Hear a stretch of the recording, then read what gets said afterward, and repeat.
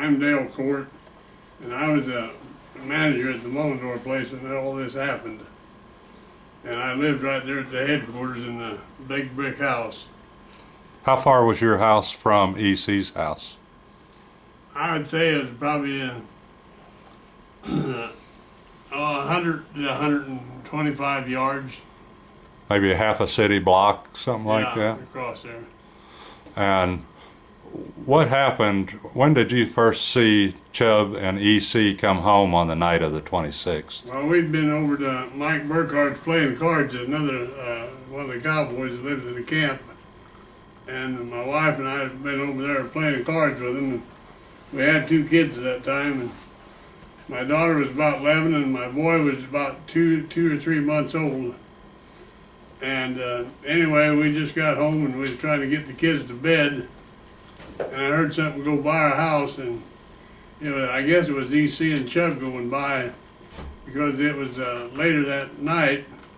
Must have been at least 11 o'clock or maybe at least that late. And that's the last time I seen anything like that. And we kind of forgot about it, but then about 15, 20 minutes later, why, Chubb Anderson come to my door and knocked on the door, and when I opened the door, why, he had his right hand over his left hand over his right arm, and the blood was squirting out between his fingers. And he said, "They've shot EC, we got to get over and get him to the hospital." He said, "Get a gun and come over and help me." And I had a 22 caliber pistol in the house. I went over and started trying to load it, and I was dropping about every other bullet. You get pretty nervous when you think about something like that. And the minute I got it loaded, why, EC said, "I'll head back over there and you bring your pickup." You mean Chubb? Chubb did, yeah. And so I drove back there and I went right across the yard with my pickup. My headlights shined right in his door, and got out, and Chubb and I went down the basement, and EC was sitting there by the couch. Then Chubb wanted to pick him up and take him to the hospital, and I told him, "No, we can't move him." I said, "Hell, he's dead already." And so he said, "Well, I've got to get to the hospital." And I said, "Well, you go ahead." And I said, "I've got to go over and see my wife and tell her what to do." So I hate to leave her there because we thought Chubb had told me, I'm getting ahead of my story here.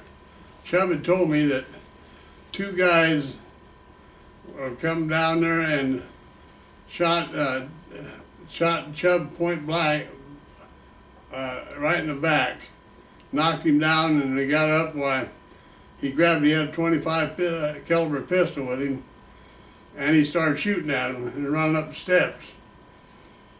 And then he ran up the steps, and he was having to shoot left-handed, and so I guess he couldn't hit him that way. Anyway, there's cartridges laying out on the sidewalk going down to the steps to where the car's parked.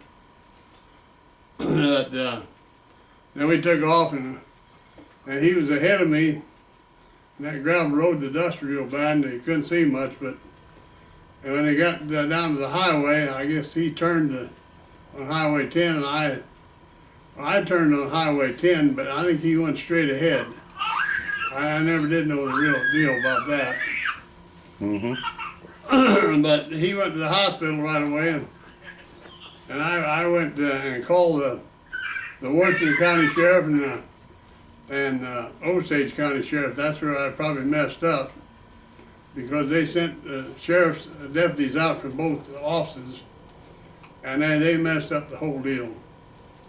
They picked up the body. They had an ambulance out there, picked up the body and took it to the hospital in Bartlesville, and they washed away all the evidence because he looked so bad. Were you there when the ambulance got there?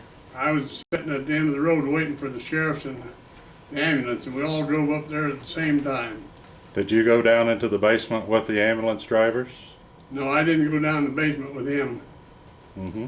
But anyway, they went down, and I guess they picked him up and carried him out of there.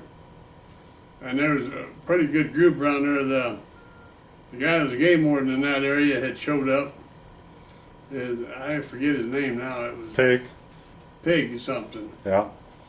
And he went over about the time they got EC loaded up and woke up the EC's dad and mom and told them something had happened, and I guess they hadn't heard a thing about it. And they dressed and went up to the hospital too. And the people at the hospital, that's why I guess they washed him up. Mm-hmm. So he wouldn't look bad whenever they got there. Did you stay at the house while they took EC's body into town? Yes. So you kind of secured the scene?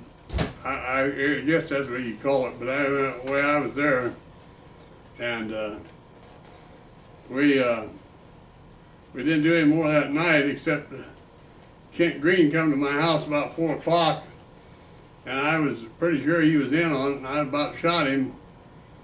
But he said he talked to Mr. Mullendore, and he wanted me to do something the next morning. And I told him I wasn't going anywhere until they done something around there.